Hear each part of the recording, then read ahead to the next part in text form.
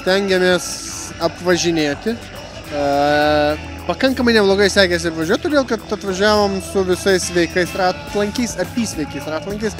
Keletą akmenų paskutiniam greičio ruože palytėjome su vienu priekiniu ir su vienu galiniu ratu ir vadinkim tą Marytę su savo plauku pakankamai plonų išgelbėjo, kad mums nereikėjo stoti į pliurzę ir keisti ratą.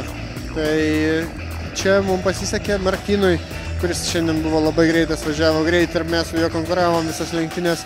Pasisekė gerokai mažiau, be abejo, labai gaila, bet toks sportas, tokios lenktynės. Ne kartą esu pats tokioj pozicijoje pabuvęs ir žinau, kaip apmaudu yra paskutiniam greičio ruože atlikti tokį veiksmą, kaip jisai atliko šiandien. Bet kuriuo atveju mes stengiamės, mes važiavom greitai, kaip buvo galima, mes apvažinėjom akmenis, kaip man atrodė, kad reikia tikslinga važiuoti, kaip nebelieka noro ir reikalo rizikuoti, nevažiuojant, įdant, kad nukirsti tam tikrą kampą ir važiuoti šiek tiek greičiau, tai mes kai kurios trajektorijas savo pasirinkom būtent tą saugią trajektorijos dalį, kuri leido išvengti tų akmenų ir pradrotų padangų. Tai manau, kad čia šitą taktiką pasiteisino, sužaidė ir galų gale turim labai puikų trečią rezultatą lenktynėse.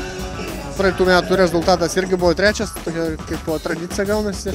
Ir be abejo dar vienas indėlis didžiulis, kad mes laimėjom Lietuvos čempionato įskaitą, kur mes vėl esam potencialiai tarp tų kandidatų būti patys greičiausi, koks yra pagrindinis šių metų tikslas.